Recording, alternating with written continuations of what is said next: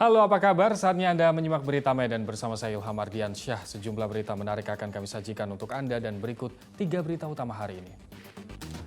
Seorang bocah di desa Penungkiran, Deli Serdang meninggal dunia setelah digigit anjing rabies. Ibu kandung sekaligus pelaku pembuangan bayi di Semak Belukar, Kecamatan Pantai Labu, Deli Serdang menyerahkan diri ke pihak kepolisian. 4 remaja komplotan begal dan terlibat pencurian sepeda motor di Medan dilumpuhkan polisi dengan timah panas.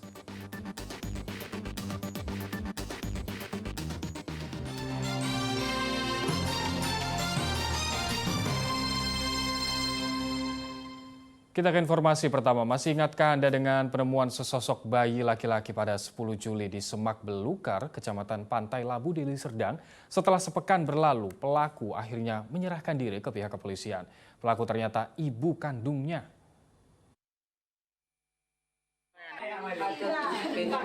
Inilah S, pelaku sekaligus ibu kandung dari bayi laki-laki yang ditemukan beberapa waktu lalu di Semak Belukar, Desa Payagambar, Kecamatan Pantai Labu, Deli Serdang. Setelah kabur selama hampir sepekan ke Kabupaten Serdang Bedagai, pelaku akhirnya menyerahkan diri ke Polsek Pantai Labu dan mengakui kesalahannya. Dari keterangan pelaku, saat itu keluarga tidak mengetahui jika pelaku sedang mengandung karena postur tubuhnya yang gemuk. Pelaku melahirkan di lokasi di mana bayi ditemukan. Pelaku melahirkan sendiri tanpa bantuan medis. Usai melahirkan, pelaku kemudian meninggalkan bayinya di Semak Belukar. Jadi tinggal yang bersangkutan tidak jauh dari lokasi pembuangan bayi tersebut, sekitar 7 atau 8 meter. Kemudian untuk saat ini yang bersangkutan kita titipkan kepada kakak yang bersangkutan masih di wilayah Pantai Labu dalam rangka perawatan pasca melahirkan. Dan kita sendiri dari Polsek Pantai Labu secara kemanusiaan sudah membawa pelaku tersebut ke Rumah Sakit Umum Amri Tambunan di Lubuk Pakam. Polisi masih menyelidiki siapa laki-laki yang menghamili pelaku. Polisi menangguhkan penahanan pelaku sampai kondisi pelaku benar-benar pulih. Sedang bayi yang menjadi korban saat ini dalam kondisi baik dan masih dirawat di Puskesmas Pantai Labu.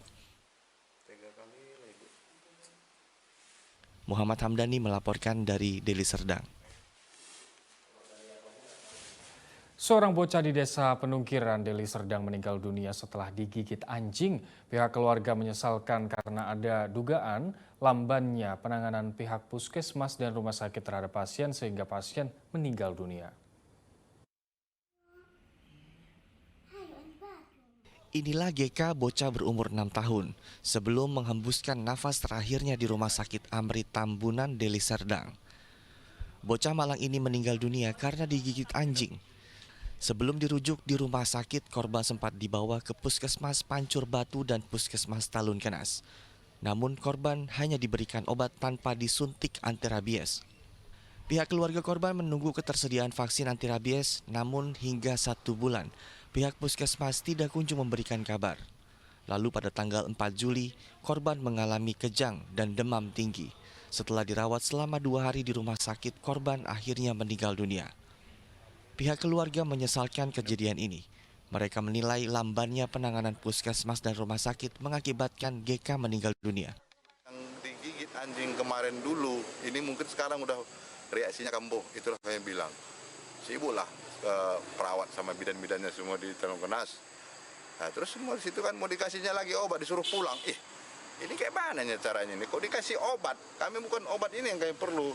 Ini penanganannya kayak mana? Untuk penanganan serius sudah kayak gini, saya bilang. Nah, kemarin ibu bilang belum ada obat. Ternyata habis berapa hari kemudian ditelepon, dichat, malah ibu nggak aktif lagi. Jadi seandainya kian kalau ibu memang nggak dapat mengusahakan obat, kan bisa dikasih, ya suruh carikan, buatkan rekomendasi lah, mau cari di mana kan bisa. Sementara itu, UPT Kepala Puskesmas membenarkan kejadian tersebut. Namun ia beralasan pihak puskesmas tidak memberikan suntik anti rabies karena berdasarkan SOP yang berlaku. Dan memang pada waktu itu belum dilakukan penyuntikan anti rabies.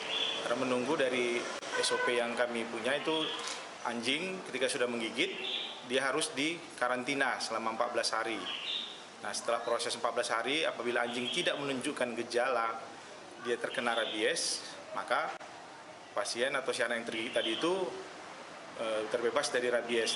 Pihak keluarga berharap pelayanan puskesmas dan rumah sakit dapat diperbaiki agar mereka lebih cepat tanggap dalam menangani pasien.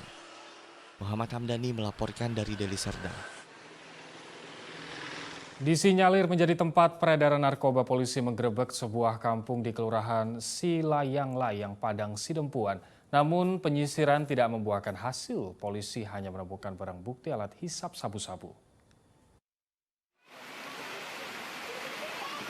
Jumat pekan lalu Polres Padang Sidempuan menyisir permukiman warga di Kelurahan Silayang-Layang.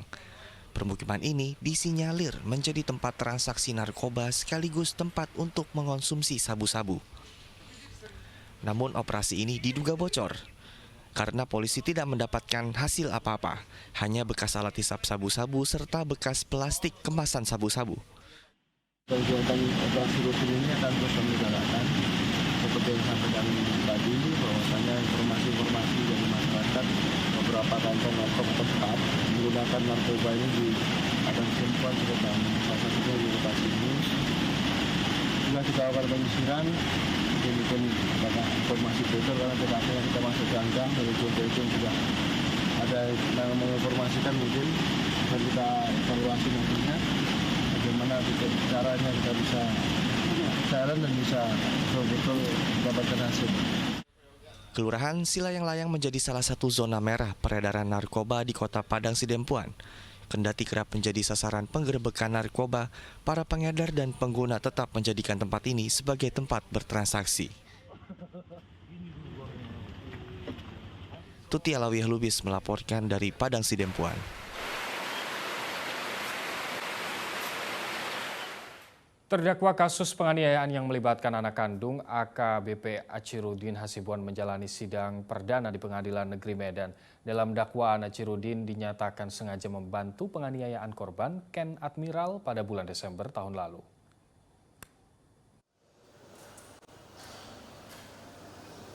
AKBP Achirudin Hasibuan menjalani sidang perdana dengan agenda dakwaan di Pengadilan Negeri Medan.